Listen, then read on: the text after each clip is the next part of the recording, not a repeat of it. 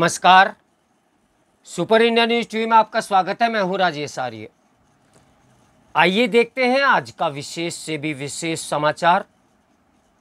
और सुगम होना चाहिए राष्ट्र निर्माण का पथ।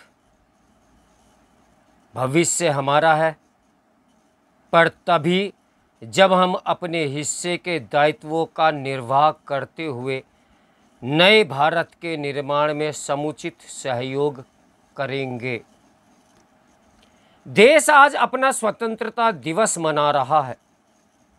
हम यह उत्सव मना रहे हैं तो इसके पीछे अनेक समर्पित नेताओं, किसानों और युवाओं की निष्ठा है, जिन्होंने स्वतंत्रता संग्राम के दौरान निस्वार्थ रूप से लोकतंत्र की भावना को अपने खून पसीने से सींचा था और अनेक युवा क्रांतिवीरों ने प्राणों की आहुति दी थी। वे भिन्न भिन्न पंथों, जातियों, क्षेत्रों और भाषाओं का प्रतिनिधित्व करते थे, किंतु सब एक देश की भावना के प्रति समर्पित थे। स्वाधीनता दिवस उन सभी का स्मरण करते हुए नमन करने का भी अवसर है। हमारे राष्ट्र निर्माताओं ने एक सशक्त लोकतंत्र की नींव रखी। ऐसे में यह संयोग मात्र नहीं है कि भारत में लोकतंत्र न केवल सुरक्षित एवं समृद्ध हुआ है, बल्कि वह निरंतर प्रगति के पथ पर अग्रसर भी है।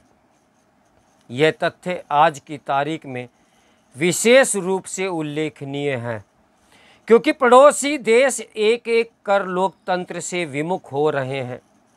वहाँ अराजकता के चलते घोर राजनीतिक अस्थिरता का माहौल पनप रहा है। बांग्लादेश की घटनाएं बता रही हैं कि वहाँ किस तरह चुनी हुई सरकार और प्रधानमंत्री को अपदस्थ कर दिया गया। आज अंतर्राष्ट्रीय परिदृश्य पर चहुओर उथल पुथल है। इंग्लैंड, अमेरिका और फ्रांस में भी असंतोष की भावनाएं उबल रही हैं। इस दृष्टि से ये बड़ी बात है कि भारी विविधताओं और वैश्विक चुनौतियों के बीच भारत न केवल लोकतंत्र को संभालने में सफल रहा, बल्कि यह और सुदृढ़ हुआ है। इसके दम पर भारत एक समर्थ अर्थव्यवस्था के साथ विकसित देश बनने की तैयारी भी कर रहा है। यदि आपातकाल के दुर्भाग्यपूर्ण दौर को छोड़ दे तो जनतांत्रिक ढंग से चुनी हुई सरकारें ही भारत में सत्ता संभालती रही हैं। फिर चाहे अकेली पार्टी की सरकार हो या मिलीजुली, जनता ने सबका स्वागत किया और लोकतांत्रिक संस्थाओं को मजबूत किया। आपसी साझेदारी और भरोसे के साथ देश की यात्रा चलती रही। यह आगे और सुगमता से और तीव्र गति से चले, इसकी चेष्टा हम सबको करनी चाहिए। आज देश अंतरिक्ष विज्ञान जैसे ज्ञान विज्ञान के क्षेत्रों में प्रगति कर रहा है, तो साथ ही स्वावलंबन की ओर भी अग्रसर है। समाज के हाशिए पर स्थित लोगों तक सुविधाएं पहुंचाने का कार्य भी सफलतापूर्वक पूरा किया गया है। इस सब के बावजूद यह नहीं कहा जा सकता कि सब कुछ ठीक चल रहा है। 15 अगस्त 1947 के दिन भारत को अंग्रेजों से आज़ादी मिली और यहाँ तक पहुँचने के पहले कई नेताओं को शासन चलाने का अभ्यास मिला। नौकरशाही, कानून व्यवस्था, शिक्षा व्यवस्था और लोकतांत्रिक रीति नीति का अच्छा बुरा जो ढांचा अंग्रेजों ने औपनिवेशिक भारत के लिए बनाया था, वह रेडीमेड तैयार था। उसे ही स्वतंत्र भारत के लिए आधार बनाया गया। अंग्रेजी चाल ढाल वाला साहबी ठाट बाट, शौक और रुतबे की छवि मन में बसी हुई थी। इसका परिणाम यह हुआ कि जनता और लोकतंत्र का विचार कम और राजसी प्रतीकों और तामझाम को बनाए रखने के उपाय अधिक जाते रहे। इनमें स्वराज और जन सेवा का विचार पृष्ठभूमि में खोता चला गया। ये कड़वी सच्चाई है कि जन सेवा से जिन्होंने राजनीति में प्रवेश किया वे शीघ्र ही उसे भूल गए और आंखें मूंद कर सिर्फ धन संपदा कमाने में जुट गए। राजनीति एक व्यवसाय या धंधा बनता गया जिससे बहुत कुछ अर्जित किया जा सकता था।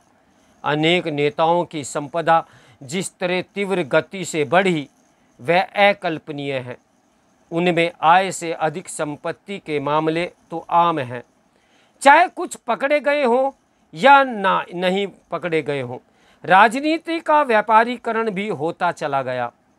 वोट पाने, समर्थन जुटाने और अपनी बात चलाने के लिए सौदेबाजी सामान्य सी बात हो गई।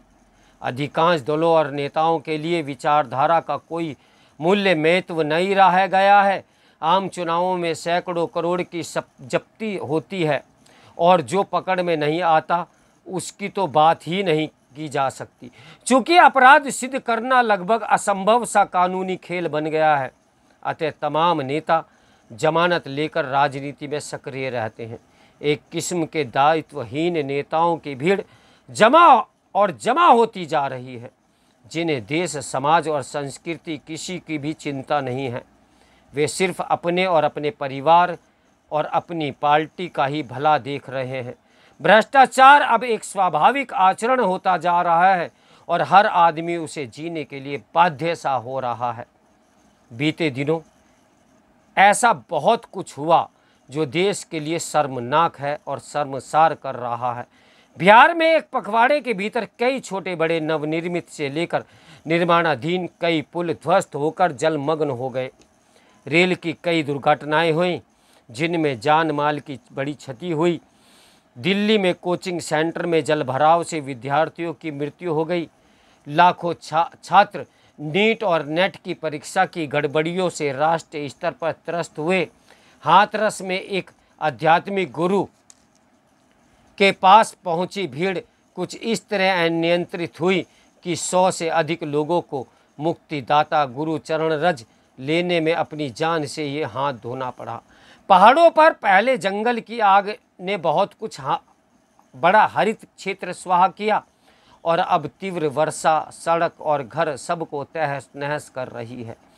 तो इस पर सरकार जनता को यह ज्ञान देती रहती है कि इन मामलों में उचित कार्रवाई हो रही है। रपट का इंतजार है, न्याय अवश्य होगा और चूंकि दोषी को बख्शा नहीं जाएगा।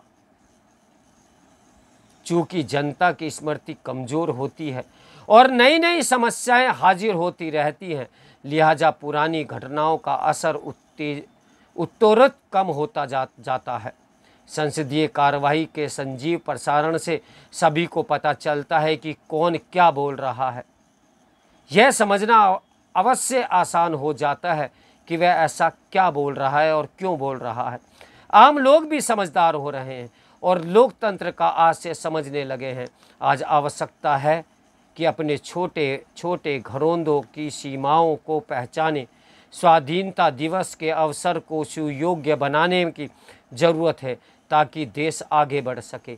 देश सुरक्षित और समृद्ध होगा तभी सभी का भविष्य सुधरेगा। भविष्य हमारा है, मगर तभी हम सब अपने दायित्वों का निर्वाह करते हुए नए भारत के निर्माण में समुचित सहयोग करेंगे। हमें स्वतंत्रता की महत्ता समझनी होगी और इस पर ध्यान देना होगा कि हमने बीते वर्षों में जो कुछ अर्जित किया है उससे अधिक पाने के हकदार हैं या नहीं। अब हालात तो बाहर विदेशों के ऐसे हो रहे हैं जिससे भारत को भी बहुत कुछ सीखने, समझने और सचेत रहने की आवश्यकता है। बहुत कुछ कहा, बहुत कम कहा, लेकिन ज़्यादा समझना चाहिए। तो मेरे साथ बने रहें सुपर इंडिया न्यूज़ टीवी की ब्रेकिंग न्यूज़ के लिए। नमस्कार, मैं हूं राजेश आर्या।